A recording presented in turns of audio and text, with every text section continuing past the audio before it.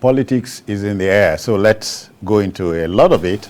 You know, the first round of withdrawal that characterized most elections in Nigeria has hit the opposition People's Democratic Party, the PDP. One PDP presidential aspirant and former governor of Anambra State, Peter Obi, has dumped the party, we can tell you, in a letter addressed to the national chairman of the party, Senator Iyorchia Ayu. The former governor said he was resigning from the party as well as withdrawing from the party's presidential primaries. Paul, does it send you a message? Well, Peter, what does it tell you? Well, I see someone who appeared to be very disgruntled by whatever because he said that from the letter he wrote to the senator, to the chairman of the party, he was talking about developments that had made it impossible for him to continue with his aspiration to become to become the flag bearer of that party. Well, he has a right to that's a copy of the letter there. Yes, he has a right to his decision. But although a lot of people were, it caught some people by surprise, because I think, this is my personal opinion, that if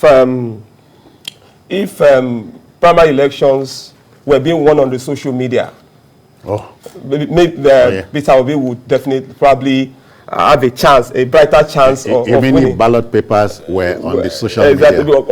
He has a considerably large following on Twitter, especially younger guys who believe that he's the one, you know, and all of that.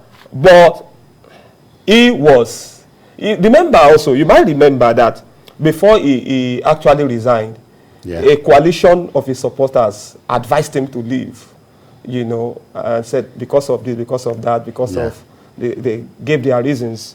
So there are speculations that he might join. Two parties have been mentioned that he might join. So let's see how it goes. I can wish him well. Because with them, anything is possible. Yeah, definitely. But you see, to many folks in the political family, here was a presidential hopeful who had the gospel, who preached the gospel of frugality. And not too many people were disposed to things like that. Yes. You know, I said it I think about 2 weeks ago, that look, Obi is decent, Obi is honest, but in our kind of politics, such people do not triumph. Our politics has been so monetized. Our politics has been so monetized that you got to be a money bag with deep pockets to win. You must be ready to brush your moral credentials aside and play the game the way others play it. Even if so much debt. If you don't give even people... if so much debt was there. Yes. See, these delegates, they believe that, look, it's once in 4 years that this happens. They want to milk so for them it's the payday. Contestants as much as possible. People like Obi will not spend money. He's not going to bribe you. He's not going to put money in your hands to vote for him. He's not that kind of person. It's a fact. It's not that kind of person. Nigeria is not ready for a politician like him? If he wants you mean to win election? Yeah. No, he's not going to win. A politician like him can't win in our kind of politics, except they withdraw from the race for him. But if he goes into the contest with others, the name of the game is money. If he's the sort of person who is not ready to give delegates money, give party leaders money, he will not win. This is the way it how is do now. you react? So I want you to reconcile this with the political, the aspirant who asked for the money he induced people with. He got angry that they didn't vote for him. He got angry that they didn't give him support. We are going to come to him. We are still going to discuss that fellow's matter. But you know, it's not new. I know a politician who will give people motorcycles and the rest, but make sure you deliver your area to him. Otherwise, your life could be in danger. Hi. Yes. As a politician. That I know. In Nigeria? Of course, not in Gabon. Yeah, in Nigeria.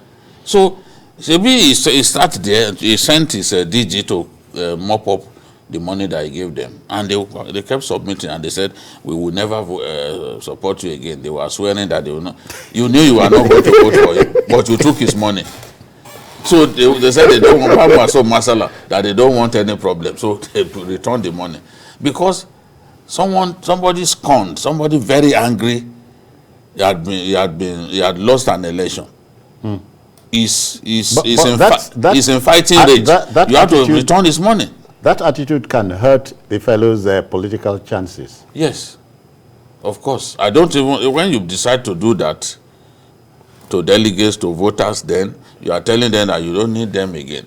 But we must move away from the monetization of our politics. Oh yeah. We can't have a great country. Can't be wrong. Where get right. Only those who are rich, who are able to steal the nation dry and then use the proceeds of such theft to bribe the voters.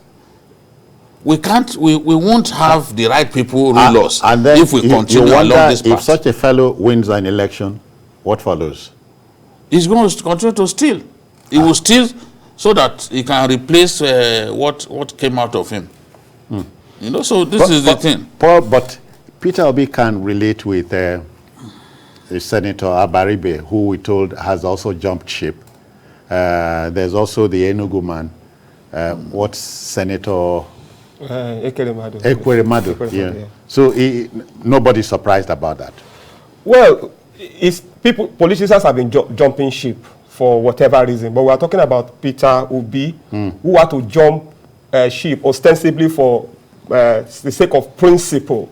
Yeah. For the sake of principle. And I think, for me, I think he did the right thing. If he wouldn't want to stain his perceived or believed integrity.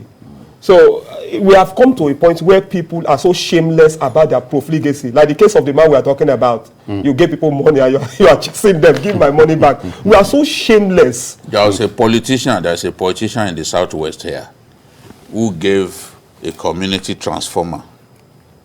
Shameless politician. He gave them transformer.